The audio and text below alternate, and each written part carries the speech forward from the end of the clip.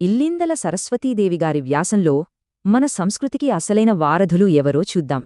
అసలు ఒక సంస్కృతి తన ప్రత్యేకతతో శతాబ్దాలపాటు ఎలా నిలబడుతుంది? రచయిత్రి చెప్పిన సమాధానం మన స్త్రీలు, వారే మన సంస్కృతికి అసలైన రక్షకులు. ఒక తెలుగు ఇల్లు అనగానే గుర్తొచ్చేది ముంగిట్లో ముగ్గు, గడపకు పసుపు, మామిడి తోరణాలే కదా. ఎన్ని మార్పులొచ్చినా స్త్రీలే ఈ సంప్రదాయాలను, విలువలను కాపాడుకుంటూ వస్తున్నారు. ఇక మన పండుగల విషయానికొస్తే వాటికి జీవం పోసేది స్త్రీలే. ఇక్కడ కళాత్మకత, ఆధ్యాత్మికత ఈ రెండు కోణాల్లోనూ ముందుండేది వాళ్లే. సంవత్సరమంతా వచ్చే పండుగలన్నీ మన సంస్కృతిని ఎప్పుడూ సజీవంగా ఉంచుతాయి. వారు చేసే వ్రతాలు, నోములన్నీ కేవలం తమకోసం కాదు, అందరి బాగుకోసం. అయితే ఈ సంప్రదాయాల్ని నిలబెట్టడానికి కావలసిన నైతిక బలం ఎక్కడ్నుంచొస్తుంది?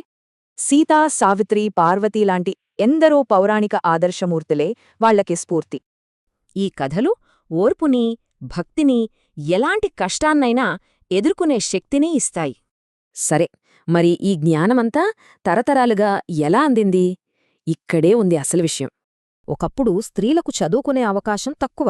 అప్పుడు మళ్ళకి పాటలే పెద్ద బాలశిక్ష. ఆ పాటల్లో వేదాంతం, వైద్యం, చరిత్ర, పురాణాలు అన్నీ ఉండేవి. అదొక విజ్ఞాన సర్వస్వం. అంతేకాదు, పెద్దల్ని గౌరవించడం, ఆతిథ్యమివ్వడం లాంటి సామాజిక విలువలను నేర్పాయి.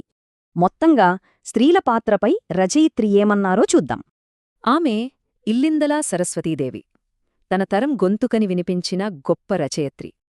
మన సంస్కృతికి మూలం, జీవనాడి, ఆఖరికి దాని స్పందన కూడా స్త్రీయే అంటారామె.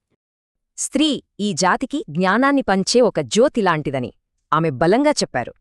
పాటలు నాటి విశ్వవిద్యాలయాలైతే, మరి నేటి కాలంలో మన సంస్కృతిని ఎలా కాపాడుకోవాలి?